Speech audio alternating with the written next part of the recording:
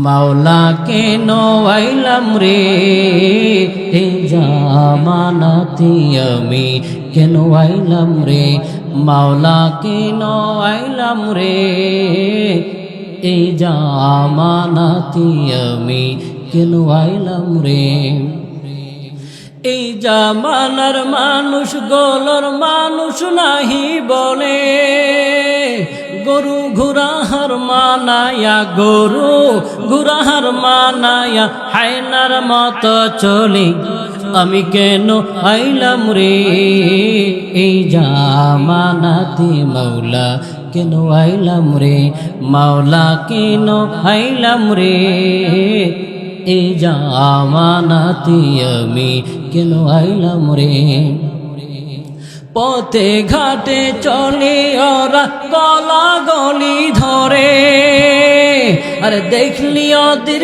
চলা ফিরা দেখলে ওদের চলা ফিরা মাথায় আমার ঘুরে আমি কেন আইলাম রে এই জামানাতে মাওলা কেন আইলাম রে মাওলা কেন আইলাম রে এই জামানাতে আমি কেন আইলাম রে এই সমাজটা খাইলো ওরা খাইলো ছিড়ে খাবলে এই সমাজটা খাইলো ওরা খাইলো ছিড়ে খাবলে মা বোনদেরকে দিল ওরা মা বোনদেরকে দিল ওরা ঘরের বাইরে ঢেলে আমি কেন আইলাম রে হে জামানাতে আমি কেন আইলাম রে মাওলা কেন আইলাম রে হে জামানাতে আমি কেন আইলাম রে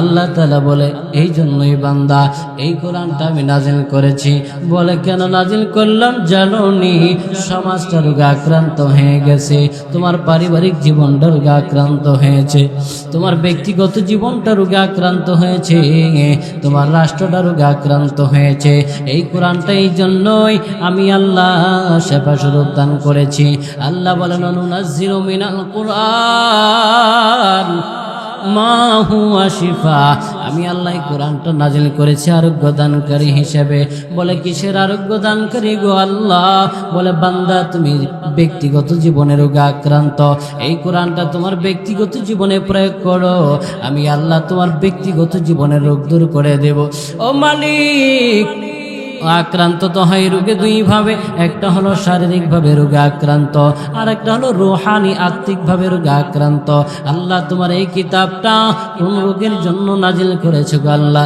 আল্লাহ ডাকে আর বলে মা হুয়া শিফা বান্দা এই কোরআনটা তোমার যে ধরনের রোগ হবে এই কোরআনটা তোমার সেই ধরনের রোগী দূর করে দিবে বলে বান্দা তোমার শারীরিক রোগ হয়েছে এই কোরআনটা ওষুধ হিসেবে কাজ করবে তুমি রুহানি রোগ আত্মিকভাবে রোগ আক্রান্ত হয়েছ এই কোরআনটা তোমার আত্মিক রোগের সমস্যার সমাধান দেবে বলে বান্দা তোমার নামাজ পড়তে ভালো লাগে না রোজা রাখতে ভালো লাগে না এ বান্দা তোমার ভালো কাজ করতে ভালোই লাগে না বলে তোমার সম্পদের অভাব তোমার সন্তানের অভাব তোমার অনেক কিছু চাওয়ার আছে আল্লাহ তাআলা বলে এই কোরআন থেকে তুমি সমাধান নাও আল্লাহ ডাকে আর বলে বান্দা তোমার সম্পদের দরকার তোমার বাড়ি গাড়ির দরকার সন্তানের দরকার ক্ষমতার দরকার আমি আল্লাহর কাছে তুমি চাইবা আল্লাহ আমি তোমার কাছে কেমনে চাবো এই কোরআন ডাকে আর বলে বান্দা শুনো ইয়া আইয়ুহাল্লাযীনা আমানুস্তাঈনু বিসসবরি ওয়াসসালাহ আল্লাহ ডাকে আর বলে বান্দা এই তুমি যদি আমার কাছে কিছু পাইতে চাও তুমি যদি আমার কাছে কিছু চাও তাহলে চাইবাটা কিভাবে শুনো গো আল্লাহ ডাকে আর বলে বান্দা তিনটা জিনিসের মাধ্যমে একটা হলো নামাজের মাধ্যমে আর একটা হলো ধৈর্যের মাধ্যমে তুমি যদি বিনয়ের সাথে আমার কাছে চাইতে পারো বান্দা আমি তোমাকে কখনো ফিরায় দেব না চিল্লায় বলেন সুবহানাল্লাহ এ আল্লাহ ডাকে আর বলে বান্দা মা হুয়া শিফা, এই কোরআনটা আমি আরোগ্য দানকারী হিসেবে আল্লাহ তাআলা বলে আরোগ্য দানকারী হিসেবে অবতীর্ণ করেছি, তোমাদেরকে উপহার দিয়েছি। বান্দা তোমার ব্যক্তিগত জীবনের সমস্যা এই কোরআন প্রয়োগ করো। তোমার পারিবারিক জীবনের সমস্যা, সন্তান তোমার কথা শোনে না, স্ত্রী কথা শোনে না, মা বাবা সন্তানের কথা মানেই না, নামাজ পড়ে না, সন্তান বললে আরো ঘাওড়ামি করে। আল্লাহ ডাকে আর বলে ও গোলাম, এই কোরআনটা আমি দান করেছি তোমার পরিবারের জন্যই, যেই পরিবারের মধ্যে সমস্যা, সন্তান কথা শুনে না, স্ত্রী কথা শুনে না, দেখা যায় সারাদিন কামাই করে টাকাটা নিয়ে ঘরে রাখলে সন্তান আবার বাম হাত ঢুকায় টাকাটা নিয়ে চলে যায়। বলে ওই সন্তান ওই পরিবারকে যদি ঠিক করতে চাও তাহলে এই কোরআনের বিকল্প পৃথিবীতে কিছু নাই। চিল্লায় বলেন না সুবহানাল্লাহ। আল্লাহ এই কোরআনটার কিসের জন্য আরোগ্য দানকারী হিসেবে নাজিল করেছ? মালিক ডাকে আর বলে বান্দা এই কোরআনটা আমি তোমাদের জন্য শুধু পারিবারিক জীবনের জন্যই শুধু নাজিল করিনি। আল্লাহ কেন নাজিল করেছো? আল্লাহ ডাকে আর বলে গোলাম এই কোরআনটা তোমার সমাজের মধ্যে যদি কোনো সমস্যা থাকে তাহলে তোমার সমাজের সব বিষয়ের সমাধান দিবে। বলে সমাজের মধ্যে কি সমস্যা? বলে সমাজের মধ্যে দেখা যায় মুরব্বীরা ছোটদেরকে স্নেহ করে না, বা যুবকরা বড়দেরকে শ্রদ্ধা করে না। আল্লাহ ডাকে আর বলে ও গোলাম, ও গোলাম এই কোরআনটা তোমার সমাজের মধ্যে প্রয়োগ করো, দেখবা তোমার সমাজটা ঠিক হয়ে যাবে। আল্লাহকে আমরা ডাকি আর বলি আল্লাহ সমাজের মধ্যে ঠিক হবে, কিন্তু রাষ্ট্র তো আমাদের ভেজাল। এমপি মন্ত্রীরা চুরি করে, দেখা যায় নেতা খেতারা তারাও তো চুরি করে, আমার সন্তান সহ তো চুরি করে। দেখা যায় আমরা নিরীহ যারা আছি আমাদের উপরে জুলুম নির্যাতন করে, তাহলে আমাদের রাষ্ট্রের সমাধান কি কোরআন দিবে না? আল্লাহ ডাকে আর বলে হা গোলাম হা, এই কোরআনটাই এমন একটি বিধান, এমন একটি উপহার, তোমার রাষ্ট্রের মধ্যেও যদি সমস্যা হয় এই কোরআন তোমার রাষ্ট্রের মধ্যেও সমাধান দিবে। চিল্লায় বলেন না সুবহানাল্লাহ। আপনাদের কি মনে হয় এই কোরআন কি পারবেনি রাষ্ট্রের সমাধান দিতে? পারলে আরো চিল্লায় বলতে হবে পারবেনি। এই কোরআন যদি রাষ্ট্রের সমাধান দিতে পারে রে গোলাম, এই কোরআনকে তাহলে সংবিধান হিসেবে গ্রহণ করার প্রয়োজন আছে না নাই? এ দুনিয়ার মধ্যে কত তন্ত্র মন্ত্র দেখলেন, কত দেখতেছেন, কিয়ামত পর্যন্ত দেখবেন, কিন্তু কোরআনের মতো কোনো তন্ত্রমন্ত্র সমাধান দিতে পারবে না। আল্লাহ ডাকে আর বলে বান্দা তুমি যদি সমাধান পেতে চাও এই কোরআনের বিকল্প কিছু নাই।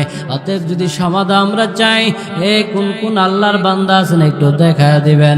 এই কোরআনটা আল্লাহর এই উপহার মুসলিম উম্মাহকে আল্লাহ দান করেছেন। এই উপহারকে সংবিধান হিসেবে আমাদের রাষ্ট্রের মধ্যে কে কে চান একটু হাত উঠায় দেন। নারায়ে তাকবীর।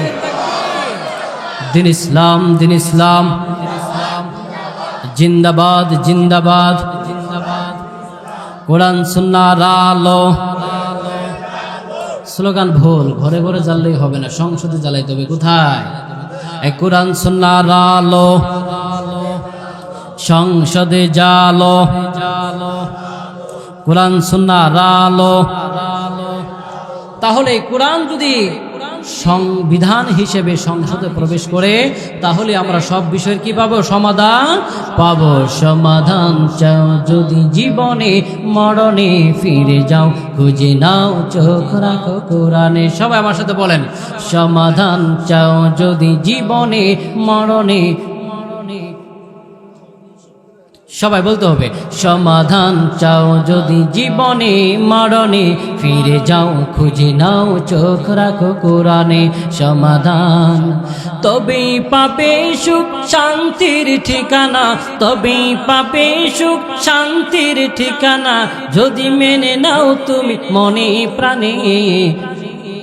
আবার সমাধান এত চির অম্লান চির মুক্তির ডাক, এই যে মহাবাণী খোদার কালামে পাক। ঠিক কিনা? এত চির অম্লান চির মুক্তির ডাক, এই যে মহাবাণী খোদার কালামে পাক। এই দুনিয়ায় আর সেই দুনিয়া, এই দুনিয়ায় আর সেই দুনিয়া, মুক্তি পাবে তুমি দো জাহানে। সমাধান সমাধান চাও যদি জীবনে মরণে, ফিরে যাও খুঁজে নাও চোখ রাখো কোরআনে। সমাধান এ বাণী সকলের নয় শুধু হুজুরদের, ঠিক কিনা? এটা কি আপনাদের না? কিন্তু সমস্যা হচ্ছে একটা, এই কোরআন সুন্নাহ নিয়ে যদি বাংলাদেশের কোনো প্রান্তে অপমান করা হয়, উলামা একরাম ছাড়া আপনাদেরকে মাঠে পাওয়া কঠিন হয়ে যায়। কেন? এটা কি শুধু দায়িত্ব উলামা একরামের না সকলে? এই বাণী সকলের নয় শুধু মুমিনের, যারাই চলবে মেনে ফল পাবে কোরআনের। ঘরে বলো কিংবা রাষ্ট্রে বলো, ঘরে বলো কিংবা রাষ্ট্রে বলো, অশান্তি দূর করে শান্তি আনে। সমাধান সমাধান চাও যদি জীবনে মরণে, ফিরে যাও খুঁজে নাও চোখ রাখো কোরআনে। সবাই সমাধান চাও যদি জীবনে মরণে, ফিরে যাও খুঁজে নাও চোখ রাখো কোরআনে। যাহার পরশপি পাথর হলো সোনা সন্দেহ বললি যার একটি কণা, এ যে এক বিপ্লব পিছে ফেলে যত সব, এ যে এক বিপ্লব পিছে ফেলে যত সব, এগিয়ে চলে এসে অগর প্রাণে। সমাধান সমাধান চাও যদি জীবনে মরণে, ফিরে যাও খুঁজে নাও চোখ রাখো কোরআনে। সমাধান। তাহলে এই কোরআন দরকার আছে না নাই? এবার প্রশ্ন হয়, আল্লাহ এই কোরআনটা এত দামি কিতাব, এত দামি কিতাব, সব বিষয়ের সমস্যা দিতে পারে মালিক, কিন্তু এর সাথে সম্পর্ক যদি আমরা রাখি আমাদের লাভ হবে কিনা? লাভ হবে নি। বলে কি লাভ হবে? আল্লাহকে যদি আমরা ডাকি আর বলি মালিক এই কোরআনের সাথে সম্পর্ক রাখলে কি লাভ হবে? আল্লাহ তাআলা ডাকে আর বলে বান্দা এই কোরআনের সাথে যদি সম্পর্ক রাখতে পারো, তাহলে এই কোরআনের মতো তোমরাও দামি হয়ে যাবা। বলে প্রমাণ কি? প্রমাণ কি? এ দুনিয়ার ও আল্লাহর গোলাম পয়গম্বরের উম্মতের দল, এই কোরআনটা আল্লাহ তাআলা প্রথমে আসমানকে জিজ্ঞাসা করলেন, আসমান আমি তোমার উপরে একটি আমানত অবতীর্ণ করতে চাই, এই আমানতটা কি তুমি রাখতে পারবানি? কিন্তু আসমান বলে, আল্লাহ আমি তোমার এই আমানত রাখতে পারবো না। আল্লাহকে আল্লাহ আসমানকে যখন বললেন, অস্বীকার করলেন। এবার আল্লাহ রব্বুল আলামিন জমিনকে ডাকে, জমিন তুমি আমার এই আমানতটা রক্ষা করতে পারবানি। কিন্তু জমিন অস্বীকার করলেন, তোমার এই আমানত রক্ষা করতে পারবো না, এর বড়ত্ব মহত্ব রক্ষা করতে পারবো না। এবার পাহাড় আল্লাহর মাখলুককে জিজ্ঞাসা করলেন, এ পাহাড় আমি তোমার উপরে এই কোরআনটা অবতীর্ণ করতে চাই, তুমি কি আমার এই আমানতটা রক্ষা করতে পারবানি? কিন্তু পাহাড় অস্বীকার করলেন। এবার আল্লাহ তাআলা এই বনি আদমকে ডাকে আর বলে, বনি আদম আমি তোমাদের উপরে এই কোরআনটা অবতীর্ণ করতে চাই, তোমরা এই আমানতটা রক্ষা করতে পারবানি? এই কোরআনটা তোমরা নেবানি? বনি আদম জবাব দিলেন, আল্লাহ আমরা যদিও দুর্বল, আমাদেরকে দুর্বল করে সৃষ্টি করেছ। আল্লাহ নিজেই বলেন, খুলিকাল ইনসানু দাঈফা। আল্লাহ তাআলা বলেন, বনি আদম আমি তোমাদেরকে দুর্বল করে সৃষ্টি করেছি। এই জন্য বনি আদম বলেন, আল্লাহ আসমান থেকে আমাদেরকে দুর্বল করে সৃষ্টি করেছেন, জমিন থেকে আমাদেরকে দুর্বল করে সৃষ্টি করেছেন, পাহাড় থেকে আমাদেরকে দুর্বল করে সৃষ্টি করেছেন, কিন্তু আপনার এই আমানত আমরা ফিরা দেব না। আল্লাহ আপনি আমাদের উপরে আমানতটা নাজিল করে দেন। আল্লাহ তাআলা এই আমানত বনি আদমের উপরে নাজিল করলেন। এই বনি আদমের উপরে আমানতটা নাজিল করার কারণে গোলাম আজকে এই বনি আদমকে আশরাফুল মাখলুকাত তথা সৃষ্টির শ্রেষ্ঠ মাখলুক হিসেবে পরিচিত করে দেওয়া হয়েছে। চিল্লায় বলেন সুবহানাল্লাহ। আল্লাহ তাআলা বলেন, এই কোরআনটা যে মাসে নাজিল হয়েছে, এই আল্লাহর বান্দা একটু বলেন তো কোরআনটা কোন মাসে নাজিল হয়েছে? রমজান মাসে। আল্লাহ বলেন, শাহরু রমাদানাল্লাযী উনজিলা ফীহিল কুরআন, আল্লাহ তাআলা এই কোরআনটা রমজান মাসে নাজিল করেছে। এই কোরআনটা রমজান মাসে নাজিল করার কারণে বলেন তো দেখি বাকি 11 মাসের তুলনায় রমজানের দাম বাড়ছে না কমছে? বলি কেমন বাড়ছে? ছোট্ট থেকে ছোট্ট একটা শিশু, সেও কিন্তু রমজান মাসের নামটা তার মুখস্থ আছে। বাকি 11 মাসের নাম আমরাও কিন্তু অনেকের মুখস্থ নাই, কিন্তু এই ছোট্ট একটা শিশু, সেও কিন্তু এই রমজান মাসের নাম কি আছে মুখস্থ। বলে কেন? এই কোরআনের মর্যাদার কারণে, কোরআনের সাথে সংস্পর্শে থাকার কারণে। এবার আসেন, এই কোরআনের সাথে সম্পর্ক রমজান মাস বাকি 11 মাসের তুলনায় দাম বেড়ে গেল। এ নবীর উম্মত, আল্লাহর গোলাম, এই কোরআনের সাথে সংস্পর্শে থাকার কারণে রমজানের দাম বাড়লো। কিন্তু রমজানের মধ্যে দশক হলো 3টা, প্রথম, দ্বিতীয়, তৃতীয়। বলেন তো দেখি প্রথম দ্বিতীয়র তুলনায় তৃতীয় দশকের দাম বেশি না কম? বলে কেন গো, কেন দাম এত বেশি ও মালিক? কেন গো তৃতীয় দশকের দাম বেশি? আল্লাহ তাআলা বলেন এই তৃতীয় দশকের মধ্যে আমি কোরআন নাজিল করেছি, এই জন্য তৃতীয় দশকের দাম বেশি। বলেন সুবহানাল্লাহ। বলে আল্লাহ তুমি এই কোরআনটা তৃতীয় দশকের কোন রজনীতে নাজিল করেছ? আল্লাহ ডাকে আর বলে গোলাম, আমি এই কোরআনটা নাজিল করেছি কদরের রাত্রিতে। ইন্না আনজালনাহু ফি লাইলাতিল কদর। আল্লাহ নিজেই বলেন আমি কদরের রাত্রিতে কোরআন নাজিল করেছি। এই জন্য বলেন তো কদরের রাত্রির দাম বাড়ছে না কমছে? বলে কেমন? বলে কেমন? ওয়ামা আদরা, এই কদরের রাত্রি মানে কি তুমি জানোনি? কদরের রাত্র মানে কি জানোনি? আল্লাহ ডাকে আর বলে লাইলাতুল কদরি খায়রুম মিন আলফি শাহর। আল্লাহ তাআলা বলে বান্দা শুনো শুনো শুনো, এই কদরের রাত্রি মানে হলো 1000 মাসের থেকেও বেশি সময়। 1000 মাস সম পরিমাণ হচ্ছে 83 বছরেরও বেশি। পয়গম্বর বলেন ও উম্মতের দল, তোমরা যখন 60 বছর হায়াত পাইবা তখন আর হায়াতের আকাঙ্ক্ষা রাখিও না, কারণ এই উম্মতে মুহাম্মাদের গড় আয়ু হলো 60 বছর। কিন্তু উম্মতে মুহাম্মাদের হায়াতের মধ্যে এমন একটি করে রজনী ঢুকিয়ে দেওয়া হয়েছে, যে একটি রজনীর দাম হলো 83 বছরের থেকে বেশি। বলে এই কোরআনের সাথে সংস্পর্শে থাকার কারণে একটা রাত্রির দাম বেড়ে গেল।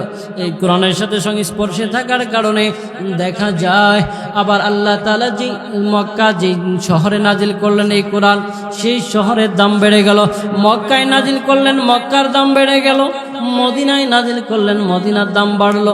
পরে আল্লাহর গোলাম একটু জবাব চাই, মক্কা মদিনার দাম কোরআন নাজিল হওয়ার কারণে বাড়ছে না কমছে? বলে কেমন বাড়ছে? প্রত্যেকটা মুমিন যার ভিতরে যাররা পরিমাণ ঈমান আছে, তারও কিন্তু মদিনায় যাওয়ার ইচ্ছা আছে তো নাকি? আপনাদের আসেনি? আল্লাহ তৌফিক দান করুক, বলেন আমিন। এই মদিনা কোরআনের সংস্পর্শে থাকার কারণে দাম বেড়ে গেল। আল্লাহ ডাকে বান্দা এই কোরআনের সাথে থাকার কারণে সব জিনিসের দাম বেড়ে যায়। বলে মদিনার দাম এত বাড়লো, এত বাড়লো যে মদিনায় যাওয়ার জন্য প্রত্যেকটা মুমিন মুসলমানের আকাঙ্ক্ষা, সে নামাজের মধ্যে দাঁড়িয়ে আল্লাহর কাছে কান্না করে, ও মালিক আমি সম্পদ চাই না, বাড়ি গাড়ি চাই না, কিন্তু আমি তোমার কাছে ছোট্ট একটি পাওনা চাই, সেটা হচ্ছে আমার মৃত্যু হবে জানি, কিন্তু আমাকে মক্কা মদিনা না দেখায়া ওই কবরে নিও না। আল্লাহর এক বান্দা গরিব অসহায়, আমরা তো অনেকেই চিন্তা করি আমাদের সম্পদ নাই, বাড়ি গাড়ি নাই, কেমনে আমরা যাব হজে, কেমনে মক্কা মদিনায় যাব, কারণ টাকা পয়সা ছাড়া তো মক্কা মদিনায় যাওয়া লাগে না। কিন্তু আল্লাহর বান্দা একজন হাজি, সে ভ্যান গাড়ি চলে। আমি একদিন জিজ্ঞাসা করলাম, ও হাজি সাহেব, আপনাকে মানুষ হাজি হিসেবে ডাকে, কিন্তু আমি তো একটা জিনিস খেয়াল করলাম, সম্পদ নাই, বাড়ি গাড়ি কিছুই নাই, চালানো ভ্যান গাড়ি, কিভাবে আপনি হজ করলেন? মানুষ কেন আপনাকে হাজি বলে না? হাজি নামটা উপাধি দিয়েছে। আল্লাহর বান্দা চোখের পানি ফেলায় আর কান্না করে ডাকের বলে, হুজুর মানুষ আমাকে হাজি নামটা উপাধি দেয় নাই, বরং আল্লাহ আমাকে হাজি নামটা উপাধি দিয়েছে। আমি জিজ্ঞাসা করলাম, ও ভ্যান গাড়িওয়ালা মুরব্বী, কেমনে গো কেমনে? আপনার তো টাকা পয়সা কিছুই নাই, কেমনে আপনি হজ করলেন? কেমনে আপনি মক্কা মদিনায় গেলেন? আল্লাহর বান্দা চোখের পানি ফেলে আর কান্না করে ডাকে বলে, হুজুর আমি একটা জিনিস পরীক্ষা করে দেখেছি। বলে কি জিনিস? বলে আল্লাহ যদি কবুল করে, বান্দা যদি নিয়ত করে, টাকা লাগে না, পয়সা লাগে না, আল্লাহ কুদরতি ভাবে মক্কা মদিনায় নিয়ে যায়। চিল্লায় বলেন সুবহানাল্লাহ। আমি বললাম, ও মুরব্বী কেমনে কেমনে কেমনে গেছেন আপনি? এবার আল্লাহর বান্দা চোখের পানি ফালায় আর কান্না করে, হুজুর সারাদিন ভ্যান গাড়ি চালাইতাম, কিন্তু গভীর রাত্রে আমি বিছানায় পিঠ লাগাইতাম না, আল্লাহর কাছে কান্না করতাম আর ডাকতাম, মালিক আমাকে মানুষ ভ্যান গাড়িওয়ালা বলে ডাকে, দুঃখ নাই, বাড়ি নাই গাড়ি নাই তাতেও দুঃখ নাই, কিন্তু আমাকে একটু মক্কা মদিনায় নাও। দীর্ঘদিন বছরের পর বছর কান্না করলাম। কান্না করার পরে হঠাৎ একদিন আমি ভ্যান গাড়ি নিয়ে বাজারের মধ্যে বসে আছি, এমন সময় একজন বড় লোক এসে ডাকে আর বলে, ও ভ্যান গাড়িওয়ালা মুরব্বী, আপনি বলেন তো দেখি, আমি শুনেছি কোনো অর্থ করি নাই আপনার মনের মধ্যে সব থেকে বড় আশা কি? আল্লাহর বান্দা ডাকে আর বলে, ও বড় লোক ভাই, আশা থাকলে কি হবে? আশা পূরণ করতে যা লাগে তা তো নয়। বলে তবুও বলেন দেখি কি আশা? আল্লাহর বান্দা ডাকে আর বলে, ও বড় লোক ভাই, আমার মনের মধ্যে একটি আশা, বাড়ি চাই না, আল্লাহর কাছে গাড়ি চাই না, আমি আল্লাহর কাছে একটা জিনিস চাই। ও ভ্যান গাড়িওয়ালা মুরব্বী, তুমি কি চাও আল্লাহর কাছে? এবার ভ্যান গাড়িওয়ালা ডাকে আর বলে, আমি আল্লাহর কাছে যাই, আমাকে যেন মক্কা মদিনায় নিয়ে যায়।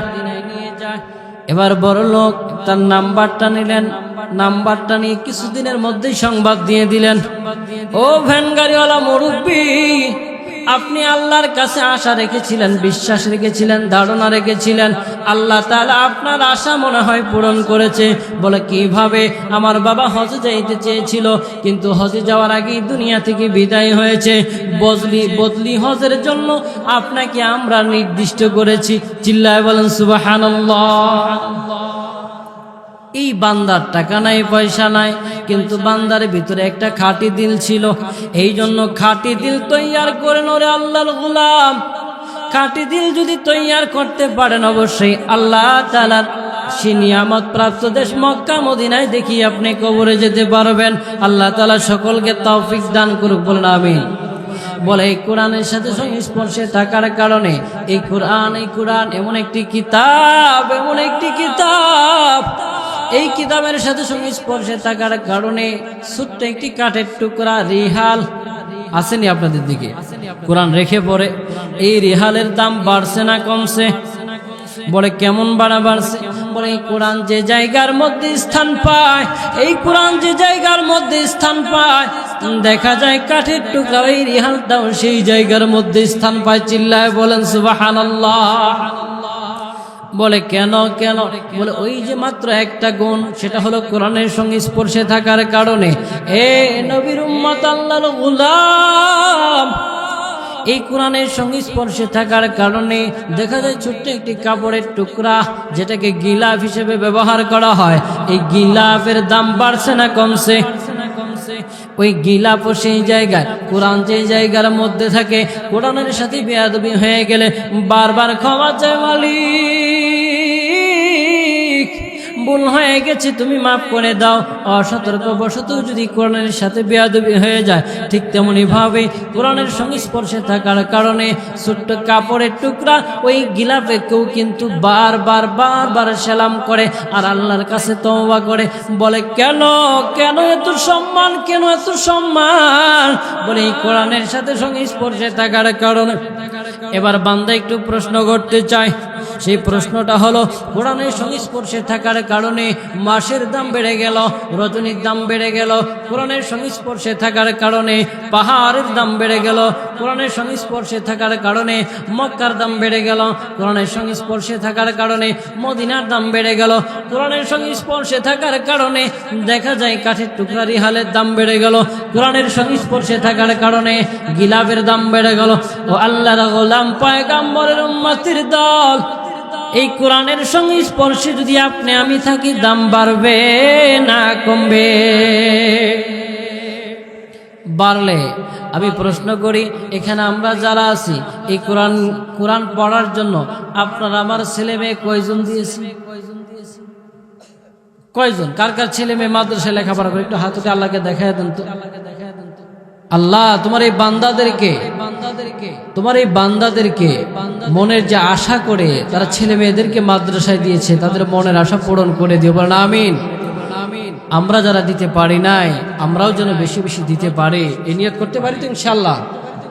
তাহলে এই কোরআনের সাথে সংস্পর্শে থাকার কারণে সবকিছু দাম বেড়ে যায়। আপনি আমি যদি সম্পর্ক রাখি ইনশাআল্লাহ আপনার আমার দামও কমবে না। বলে কেন? এই জায়গার মধ্যে আমরা আসছি, প্রধান বক্তা, প্রধান আকর্ষণ আমি এসেছি, আমার চেহারার জন্য আসেন নাই, ওনার চেহারা দেখার জন্য আসেন নাই, গলার আওয়াজ শোনার জন্য আসেন নাই। এই কোরআন ভিতরে আছে বিদায় কিন্তু আপনারা এই জায়গার মধ্যে আসছেন নাকি? বলে এই কোরআনের আকর্ষণ, এই কোরআনের আকর্ষণ। আল্লাহ তাআলা বলে এই কোরআনের সাথে সংস্পর্শে যারা থাকবে, এই কোরআন যারা পড়বে, এই কোরআন যারা মানবে, আল্লাহ রাব্বুল আলামিন বলেন তাদের দায়িত্ব স্বয়ং আল্লাহই নেবে। কারণ আল্লাহ তাআলা বলে ইন্না নাহনু নাযালনা যিকরা ওয়া ইন্না লাহু লাহাফিযুন। আল্লাহ তাআলা বলেন এই কোরআন নাজিল করেছি আমি, এই কোরআন হেফাজত করবেন আমার আল্লাহ।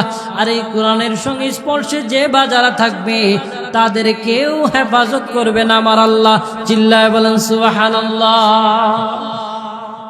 এখন প্রশ্ন হয়, আল্লাহ এই কোরআন তুমি সকলের জন্যই তো শেফা স্বরূপ দান করলা, এই কোরআনের সংস্পর্শে থাকলে সব জিনিসের দাম বেড়ে যায়, কিন্তু আমরা যারা মুমিন মুসলমান, আমরা যারা ঈমানদার আছি, আমাদের জন্য স্পেশাল কি আছে?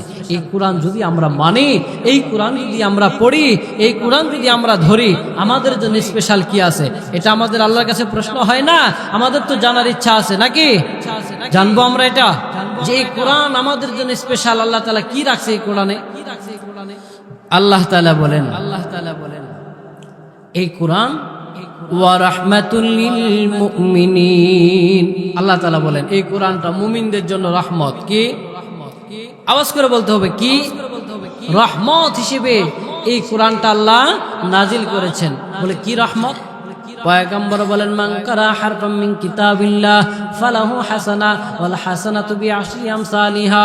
পয়গম্বর বলেন উম্মতের দল, আমার কোন উম্মত যদি কোরআন থেকে একটা অক্ষর তেলাওয়াত করে, একটা অক্ষর যদি তেলাওয়াত করে, তাহলে একটা অক্ষরের বিনিময় আমার আল্লাহ তাআলা তার আমলনামায় 10টি নেকি লিখে দেয়। সুবহানাল্লাহ বলেন।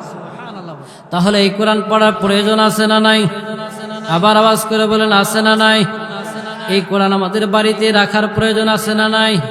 সমাজের মধ্যে দেখা যায় কোরআন পড়ে না, ঘরে পড়ে থাকে, বুদ্ধি করে বুদ্ধিজীবীরা এই কোরআন নিয়ে মসজিদে দিয়ে দেয়, আছে না নাই? বলে কোরআন ঘরে থাকলে বদদুয়া দিবে, বলে নাউজুবিল্লাহ। আল্লাহ তাআলা আল্লাহর পয়গম্বরকে আমরা প্রশ্ন করি, ও পয়গম্বর এই কোরআন একটা করে অক্ষর যদি পড়ি 10টা করে নেকি হবে, কিন্তু কোরআন তো আমি পড়তে পারি না, আসি না না এরকম? আল্লাহ তাআলা বলে কোরআন যদি পড়তে না পারো, আমরা কোরআন পড়তে পারি না, কোরআনের অর্থ জানি না, কোরআন যদি অর্থ না জেনে পড়ি আমাদের সব হবে কি না? পয়গম্বর বলেন না না, তুমি বান্দা যেভাবে পড়ো কোরআনটা তুমি সেভাবেই পড়ো, বুঝে পড়ো আর না বুঝে পড়ো, তোমার আমলনামার মধ্যে এক অক্ষরের বিনিময়ে 10টা নেকি। এবার পয়গম্বরকে আমরা প্রশ্ন করি, ও পয়গম্বর কোরআন যদি পড়ি 10টা করে নেকি হবে, কিন্তু আমরা কোরআন তো পড়তে পারি না। পয়গম্বর বলেন ও উম্মতের দল, কোরআন যদি পড়তে নাও জানো গো, এই কোরআনটা যদি তুমি শুধু অন্তরটাকে নরম করে চোখের পানি ফেলে ফেলে আল্লাহর কাছে লজ্জিত হয়ে হয়ে একটু যদি আঙ্গুলি ঘোরাও আর যদি মনোযোগ দিয়া দেখো, তারপরও তোমাকে আমার আল্লাহ নেকি দিয়ে দিবে। পয়গম্বর আল্লাহ তাআলা বলে, এ বান্দা, এই কোরআনটা আমি তোমাদের জন্য রহমত হিসেবে দান করেছি। বলে আল্লাহ কি রহমত? আল্লাহ তাআলা বলেন, ওয়া ইযা তুলিয়াত আলাইহিম আয়াতুহু যাদাতুহুম ঈমানা।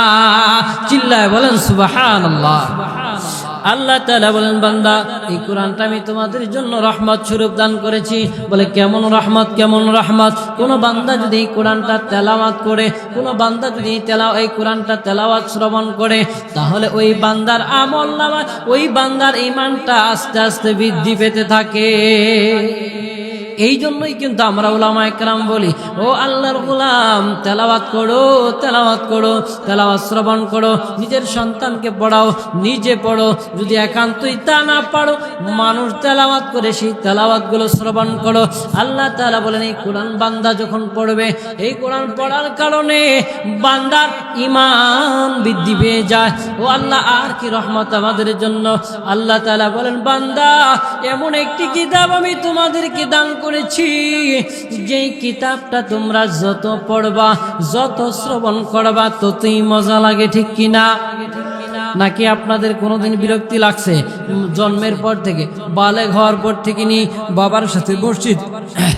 বাবার সাথে মসজিদে গিয়েছেন, দেখা যায় দাদার সাথে মসজিদে গিয়ে নামাজ পড়েছেন, এভাবে বিভিন্ন সময় বিভিন্ন জনের কাছ থেকে সূরা ফাতিহা তেলাওয়াত শুনেছেন, কিন্তু কোনোদিন আপনাদের বিরক্তি এসেছেনি?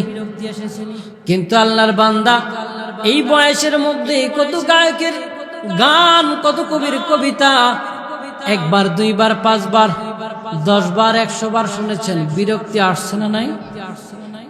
কিন্তু আমার মাওলা এমন একটি কিতাব দান করলেন, যে কিতাবটা যত শ্রবণ করি ততই ভালো লাগে। আল্লাহ বলেন, বান্দা ও ঈমানদার দগণ, তোমাদের জন্য এটাই হলো রহমত। এই জন্যই কিন্তু দেখা যায় কোরআন শুনলে মানুষের ভিতরে কুফরিয়ত জ্বলে যায়। কোরআন শুনলে দেখা যায় মানুষগুলোর কুফরিয়ত জ্বলে যায়, ভিতরের কুফরিয়ত জ্বলে যায়, ঈমান বৃদ্ধি পায়।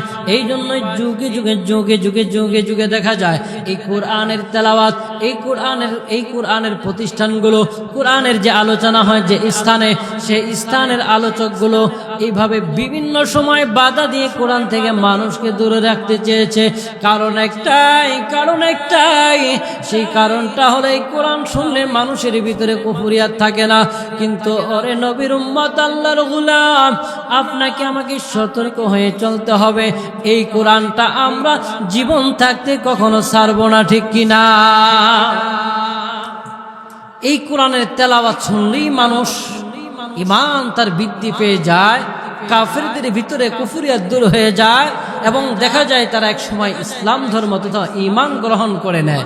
এই জন্যই বিভিন্ন সময় এই কোরআনকে প্রতিরোধ করার জন্য পয়গম্বরের জামানা থেকে নিয়েই তাদের চলছে এরকম বিভিন্ন ষড়যন্ত্র, আজও কিন্তু বন্ধ নেই। পয়গম্বরের একজন সাহাবী আব্দুল্লাহ ইবনে মাসউদ রাদিয়াল্লাহু তাআলা আনহু, নাম শুনছেন এই সাহাবীর? এই পয়গম্বরের এই সাহাবী আব্দুল্লাহ ইবনে মাসউদ রাদিয়াল্লাহু তাআলা আনহু, তিনি মুসলমান হওয়ার পরে বেশি বেশি কোরআন তেলাওয়াত করেন, বেশি বেশি কোরআন তেলাওয়াত করেন, কারণ তারা তেলাওয়াতের স্বাদ পেয়েছে। কিন্তু পয়গম্বরের সাহাবী যে তেলাওয়াত করেন, আবু জেহেল, উতবা, সাইবা এদের কারো সহ্য হয় না। কারণ আল্লাহ তাআলা বলেন, এই কোরআনটা আমি নাজিল করেছি ঈমানদার এবং মুসলমানদের জন্য রহমত হিসেবে, কিন্তু বেঈমানদের জন্য ক্ষতির কারণ হিসেবে। এই জন্য তারা একটু সহ্য করতে পারে না। তো পয়গম্বরের এই সাহাবী কোরআন তেলাওয়াত করে মক্কার অলিতে গলিতে ঘুরে ঘুরে তারা সহ্য করতে পারে না। পয়গম্বরের এই সাহাবী এক পর্যায়ে তারা পয়গম্বরের সাহাবীকে বিভিন্নভাবে আঘাত করতে শুরু করলেন।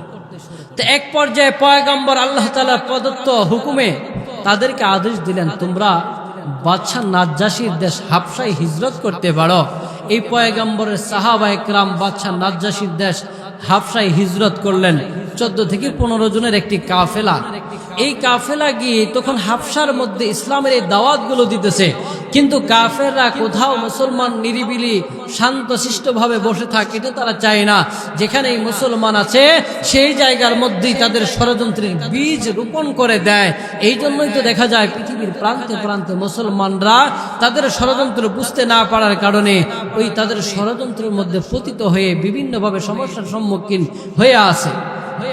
এখন কি করা যায়? মক্কার মধ্যে আমরা ইসলাম ধর্ম বাধা দিলাম, তারা যেন ইসলামের কাজ করতে না পারে, কিন্তু এই ইসলামের কাজ এখন হাবশার মধ্যে গিয়ে বসে বসে মুসলমানরা শান্তিতে করবে, এটা তো হতেই পারে না। তো কি করা যায়? বাদশাহ নাজ্জাশীর কাছে চিঠি প্রেরণ করো, রাষ্ট্রদূত প্রেরণ করো, যে কি বলে তার যা লাগে আমরা তা দিব, কিন্তু মুসলমানের এই যুবকদেরকে আমাদের কাছে ফিরিয়ে দিতে হবে। রাষ্ট্রদূত গেলেন, তাদের কাছে গিয়ে যেভাবে বুঝানোর দরকার সেভাবে বুঝাইলেন যে আপনারা আমাদের এই দেশের যুবকগুলোকে ফিরিয়ে দেন, কারণ তারা আমাদের দেশ থেকে পালিয়ে এসেছে, তাদের পূর্বপুরুষরা তাদের মুরব্বীরা আমাদেরকে প্রেরণ করেছে এখানে, যাতে তাদেরকে আমাদের হাতে হস্তান্তর করেন। কিন্তু বাদশাহ নাজ্জাশী অত্যন্ত সচেতন একজন লোক থাকার কারণে তিনি বললেন যে না, আমি এক পক্ষ শুনে কখনো সিদ্ধান্ত দিতে পারি না। মুসলমানদের ওই যুবকদের হালত আমি দেখব, কেন তারা এভাবে পালিয়ে আসলো, মক্কা থেকে কেন পালিয়ে এসে আমার দেশের মধ্যে আশ্রয় গ্রহণ করলো। এই জন্য এই পয়গম্বর সাহাবী ফজল ইবনে আব্বাস রাদিয়াল্লাহু তাআলাকে ডাকলেন, ও ফজল, আসো দেখি তোমরা কেন মক্কা থেকে হিজরত করে আসলা। পয়গম্বরের সাহাবী ফজল ইবনে আব্বাস রাদিয়াল্লাহু তাআলা আনহুকে বাদশাহ নাজ্জাশী ডাকার পর বাদশাহ নাজ্জাশীর কাছে ডেকে আনার পর বাদশাহ নাজ্জাশীকে ডাকে, ও বাদশাহ মহোদয়, আমি আপনার সামনে উপস্থিত হয়েছি, কেন ডাকলেন কেন? বাদশাহ নাজ্জাশী ডাকে আর বলে, ও মুসলমান যুবকের দল, কেন তোমরা মক্কা থেকে হিজরত করে আমার দেশ হাবশায় চলে আসলা? বাদশাহ নাজ্জাশীর সামনে পয়গম্বরের সাহাবী ফজল ইবনে আব্বাস রাদিয়াল্লাহু তাআলা জবাব দেয়, ও বাদশাহ মহোদয়, এই জন্য আমরা চলে এসেছি, আমাদের বংশের একজন লোক, আমাদের বংশের একজন যুবক যার নাম মুহাম্মদ, পিতার নাম আব্দুল্লাহ, দাদার নাম আব্দুল মুত্তালিব, তার কাছে একটি ধর্মের আবির্ভাব হয়েছে, যেই ধর্মের নাম ইসলাম। ধর্মগ্রন্থের নাম পবিত্র আল কোরআন। এই পবিত্র আল কোরআনের মধ্যে সম্পর্ক স্থাপন, আত্মীয়তার সম্পর্ক বজায় রাখার জন্য বলা হয়েছে। মৃত প্রাণী খাওয়া হারাম নিষেধ করা হয়েছে। মানুষের অপবাদ, মানুষকে অপরাধ, মানুষের সাথে জুলুম নির্যাতন করতে নিষেধ করেছেন। এক আল্লাহ তাআলাকে, এক আল্লাহর ইবাদতের জন্য ডাকেন, এক আল্লাহ তাআলাকে ইবাদতের জন্য বলেন। এই জন্য আমরা তার ধর্ম গ্রহণ করার কারণে এই যে নেতাদেরকে দেখতেছেন, তারা আমাদের উপরে জুলুম নির্যাতন নিপীড়ন শুরু করে দিয়েছে, তাদের কাছ থেকে আমাদের ঈমান বাঁচানোর জন্য বাদশাহ আমরা আপনার কাছে হিজরত করেছি পয়গম্বরের আদেশে। এবার পয়গম্বরের সাহাবীকে ডাকে আর বলে, ফজল, তোমাদের যে ধর্মগ্রন্থ আল্লাহ দান করেছে সেই ধর্মগ্রন্থ থেকে একটু তেলাওয়াত করো। পয়গম্বরের সাহাবী তেলাওয়াত শুরু করলেন। পয়গম্বরের সাহাবী তেলাওয়াত করতেছেন, কিন্তু বাদশাহ নাজ্জাশীর ভিতরে কুফরিয়াতগুলো জ্বলে পড়ে সারকার হয়ে যায়, কারণ আল্লাহ তাআলা বলেছেন, ওয়াইযা তুলিয়াত আলাইহিম আয়াতুহু যাদাতুহুম ঈমানা। মানুষের ভিতরের ঈমান বৃদ্ধি পায়, কুফরিয়াতগুলো জ্বলে পড়ে ছারকার হয়ে যায়। পয়গম্বরের সাহাবীর তেলাওয়াত শুনে আর বাদশাহ নাজ্জাশী চোখের পানি ফেলে ফেলে বুক ভাসায়।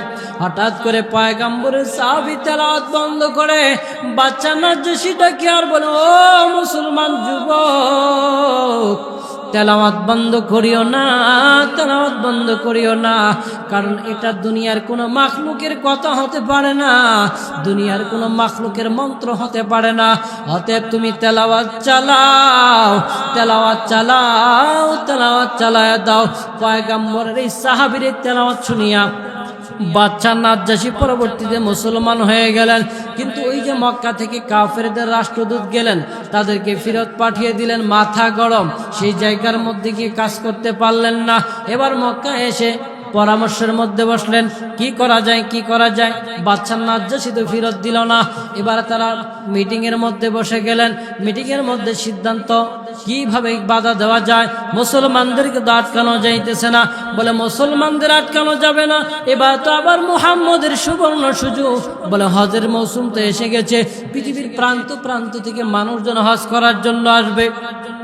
আর পয়গম্বর মুহাম্মদের কথা তারা বলে যে তারা তো মুহাম্মদ তো তাদের কাছে গিয়ে গিয়ে গিয়ে গিয়ে দেখা যায় দাওয়াত দিবে আর তারাও তো দাওয়াত গ্রহণ করবে। কারণ মুহাম্মদের কথা যে শুনে সেই মুহাম্মদের জন্য পাগল হয়ে যায়। তাহলে এই মুহাম্মদ কি যদি এখন তাদের কাছে যাওয়ার সুযোগ করে দেওয়া যায় তাহলে তো সর্বনাশ হয়ে যাবে। তো কি করব? বলে মুহাম্মদ একজন পাগল, এই পাগলের কথা বলে বলে লোকজনকে তার থেকে দূরে রাখবে। কিন্তু ওয়ালিদ ইবনে মুগিরা কাফেরদের একজন লিডার ছিল, সে বলে না, মুহাম্মদকে পাগল বলা যাবে না। বলে কেন? বলে কত দুনিয়ার মধ্যে পাগল দেখলাম কিন্তু মুহাম্মদের সাথে কোনো পাগলের মিল নাই। কেউ ডাকে মুহাম্মদ একজন গণক, বলে না, মুহাম্মদ কি গণকও বলা যাবে না। কেন? কত গণক দেখলাম, মুহাম্মদ বলে মোহাম্মদ একজন কবি, বলে না, মোহাম্মদ কবিও না, মোহাম্মদের সাথে কোনো কবির মিল নাই। যাই হোক, শেষ পর্যন্ত একটা সিদ্ধান্ত উপনীত হলো, লোকজনকে বুঝতে দিতে হবে। বলে কি বলে বুঝ দিব? বলে পাগল। পাগল বলে তোমরা লোকদেরকে বুঝাইবা যাতে লোকজন তার কাছে না যায়। এবার তারা সিদ্ধান্তে যেই কথা সেই কাজ, মক্কার অলিতে গলিতে দাঁড়িয়ে দাঁড়িয়ে দাঁড়িয়ে দাঁড়িয়ে তারা তাদের কাজ করতে থাকলেন।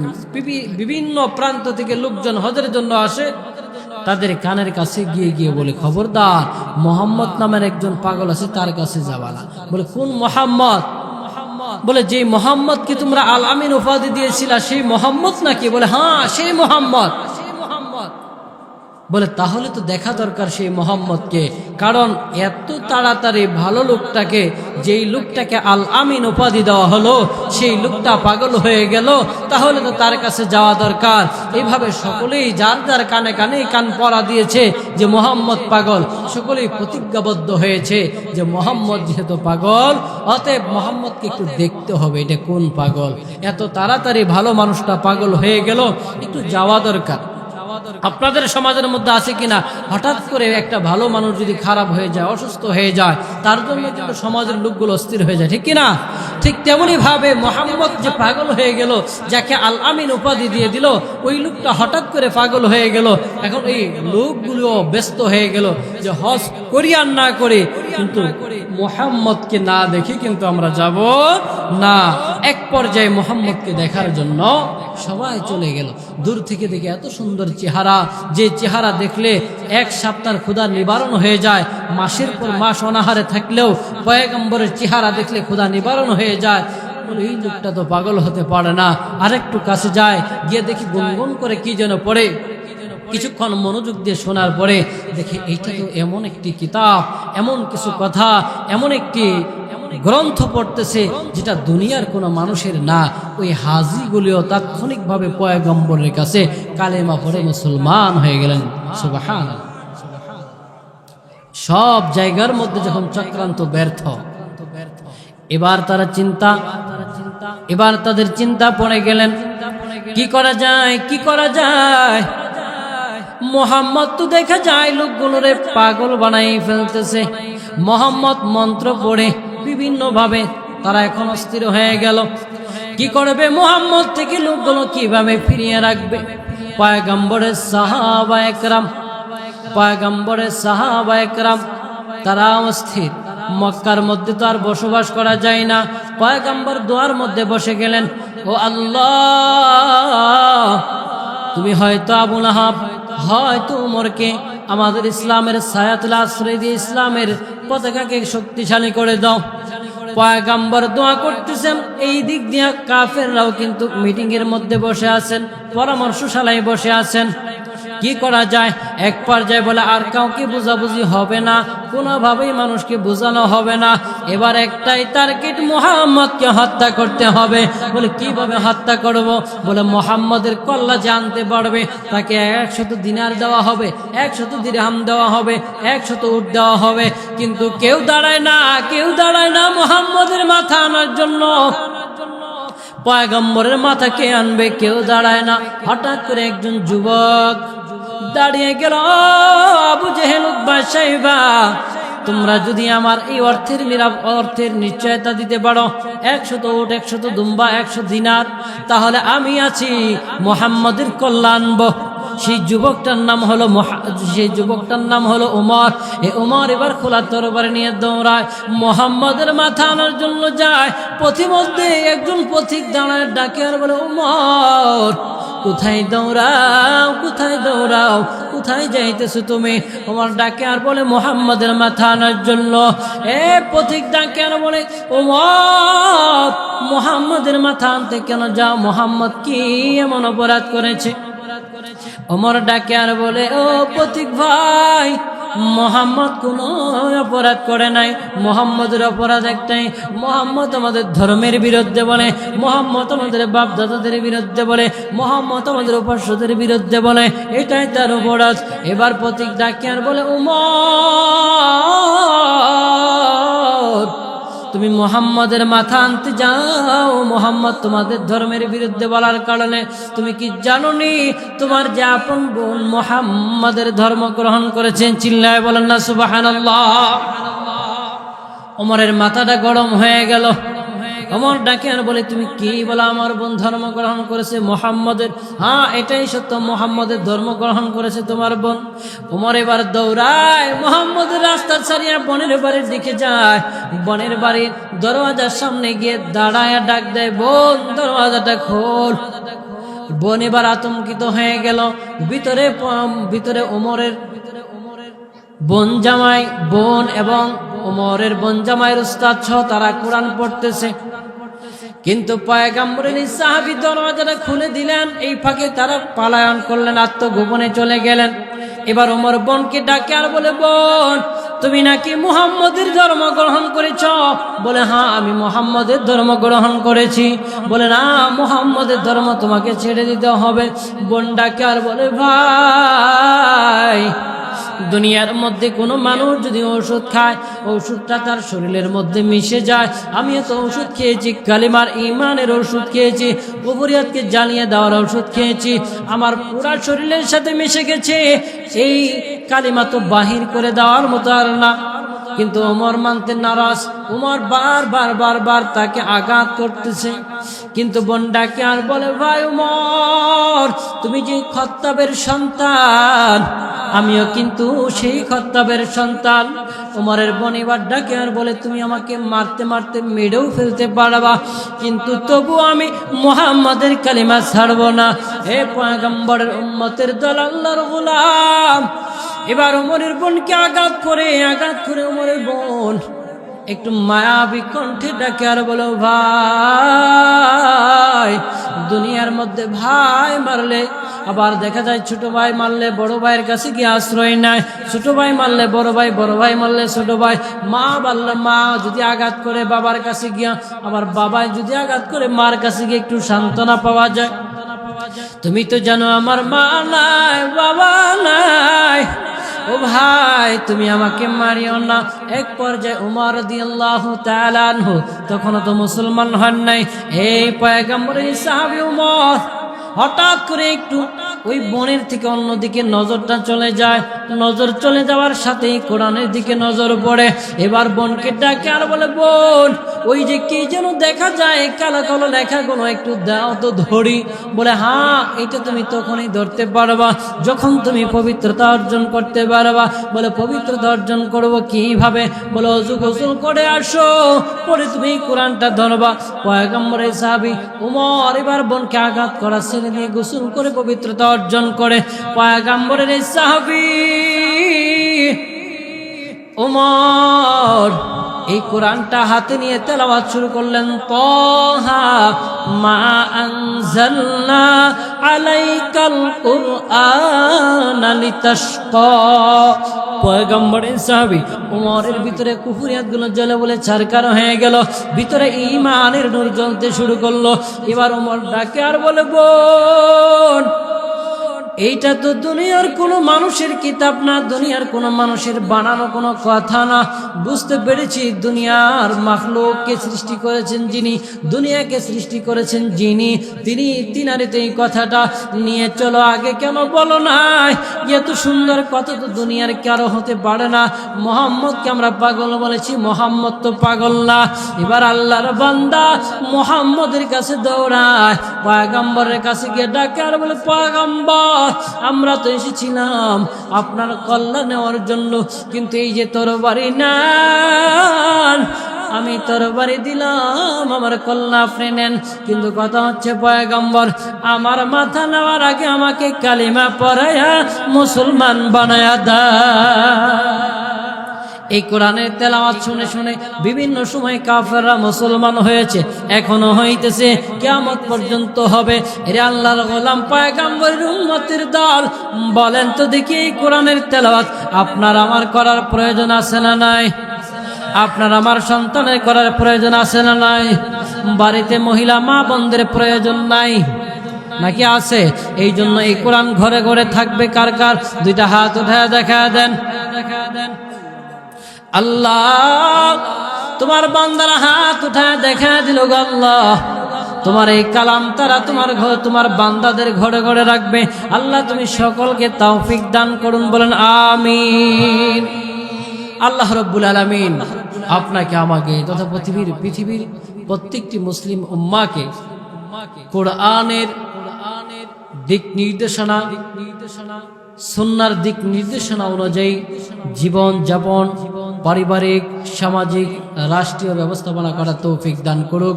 সকলে বলেন আমিন।